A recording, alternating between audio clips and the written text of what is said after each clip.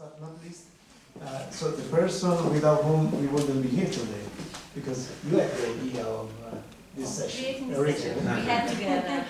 Okay, good afternoon, and I'm Silvia Duranti, and I work at IRPET, which is the Regional Institute for the Economic Planning of Tuscany. We work in a broad field of, in a broad range of fields, and I work in the field of education and training. This presentation is about IFP, so they have already been quoted several times today.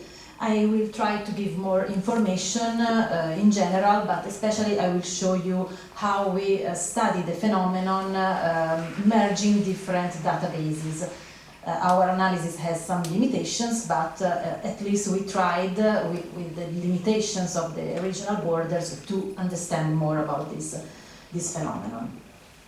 So, IFP, we have already said, they are managed by regions. They are an alternative after middle school, and usually they are chosen by weaker students, by those who are risk dropout, and for this reason I think they are very important in the prevention of dropout. Maybe they also had a role in the dropout rates that we had in the last decades. They also are very linked to the labor market, and in fact we usually provide information to Tuscany region about which are the profiles, the qualifications more needed in the labor market. They last 3 years, and they can either provided by schools or training agencies, in Tuscany mainly by schools. They contain a training offer which is quite different from the education system, because you have a lot of practice in firms and labs and a small part of theoretical lessons. This is why students who choose these courses do not want to stay at school, so they need to be incentivized to stay in the course.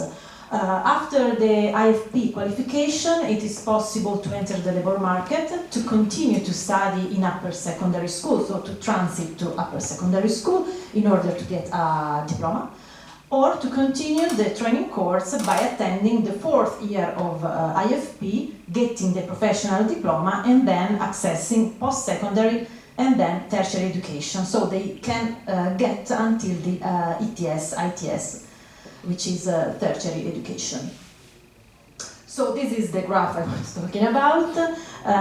The enrollment rate has decreased, and the reason is the one that I told before. As you can see, the drop was located in the school. So it was due to the drop in the school offer, while the training center offer was stable. So nowadays the enrollment rate is very different throughout Italy. In Tuscany is particularly low and is higher in the north. Also in Sicily, while I've seen in the LFS data, it was a very small percentage. Nowadays it seems to be quite high.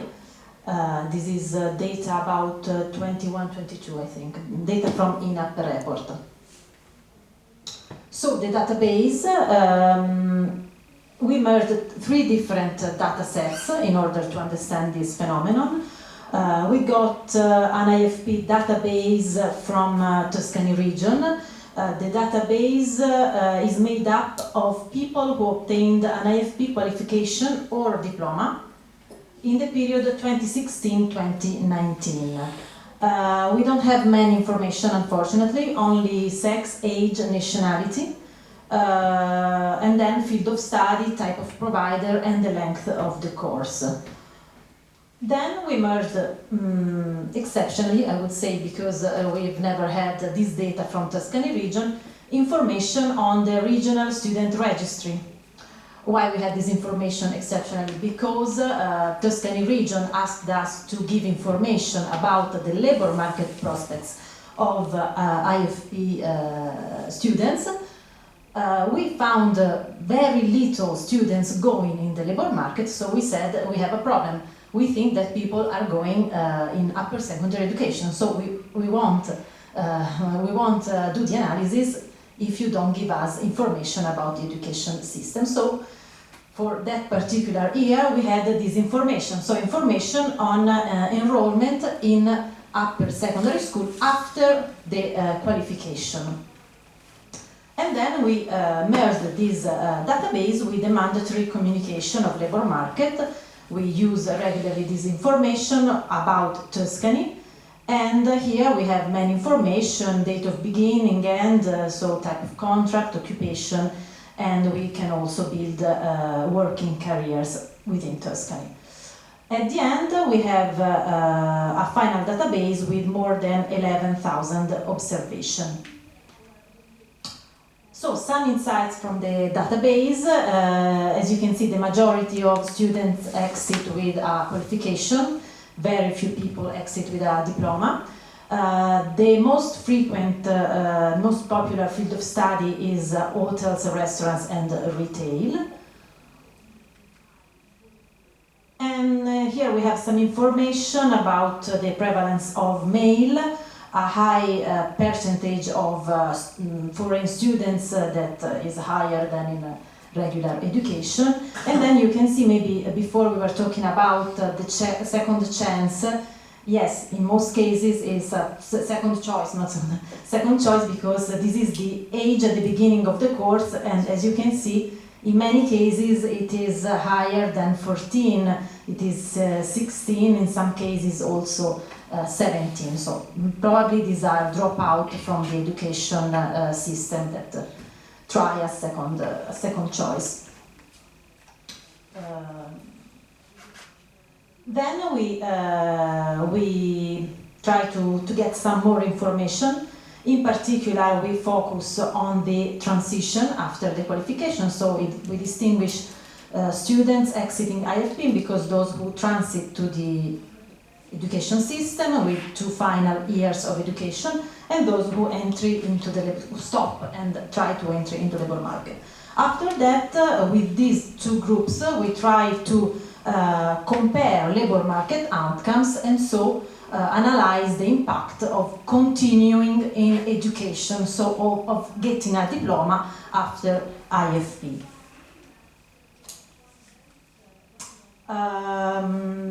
So here we can see that a first answer to our title of the presentation, the IFP is certainly a bridge to the completion of secondary education, because 91% transit to upper secondary education. This is why we couldn't done the analysis without data on education.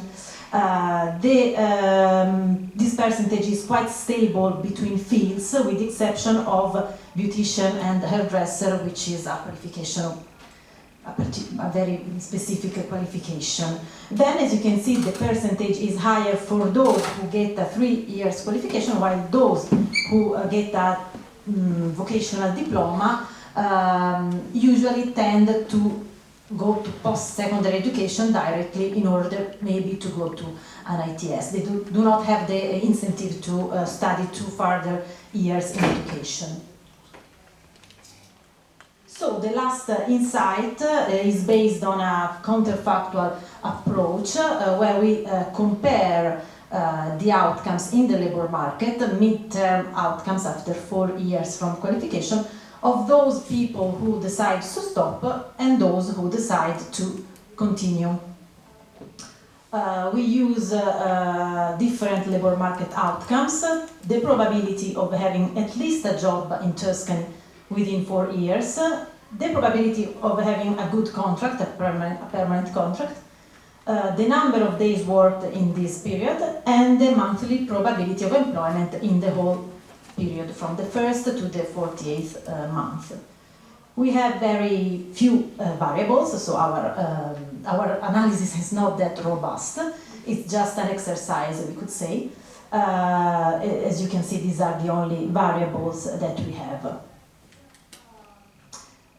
The results say that the probability to have at least a job in the mid-term is similar between the 2 groups, while those who decide to study more have a gap in the mid-term because they have less time to look for a good job. What do you mean by mid-term? What one? 4 years. So they stay 2 years in education, they just have 2 years to find a good job, while the others, although they are less qualified, they have more time. So 9 percentage point less, less probability. Excuse me, this means that the younger that attend an IEFP courses has a lower probability to find a job, a permanent job? No. I didn't understand. We just talk about IFP students, those who get a qualification. Those who decide to continue studying 2 more years in upper secondary education have a lower probability to have a permanent job after 4 years, because they spend 2 years in school, so they have less time to find a good job. To understand better, we have the monthly probability. So we have the probability of the treated, which are those who continue to study, and the probability of the counterfactual, similar individual who choose to stop after IFP. The dotted line means that the difference is not statistically significant. As you can see, at the beginning there is no difference, because the ones are studying, the others are looking for a job. Then starts to be a difference, which is maximum in the middle of the period at the 20th month, because those who have stopped after EFP have had enough time to find a job. Then this probability decreases, because also those who continued, in the meantime they had a diploma, a secondary school diploma, and so the difference becomes insignificant after 3 years. So we cannot say in the midterm that those who study more after IFP have better employment chances, but they recover from the gap, and possibly widening the period, we would like to find, we hope to find a positive effect of further education. So my conclusion are actually the proposal. Because the analysis that I showed are just exercises. They cannot allow to answer more important questions about the IFP system and its contribution to the formation of human capital in Italy. For example, they cannot answer to the question if IFP can prevent early school leaving. If IFP eases the labor market entry, that is an IFP qualified compared to a secondary school graduate, or if IFP students are able, have the necessary skills to continue studying. Which are the INVALSI scores of 13 grade students coming from IFP? Are they good enough? Are they comparable to those who studied 5 years in school? Our database does not allow to answer these questions. So the ideal database that I would like to build someday starts from middle school, as the one presented in the first presentation. So student registry with family background and hopefully INVALSI test scores at the end of middle school. Then information about IFP enrollments and upper secondary school enrollments, and then we would like to follow these 2 groups, analyzing the outcomes, dropout, and then finally the labor market. So with this database, maybe without the regional borders, we would have a clear picture, a more clear picture of the contribution of this system. Thank you.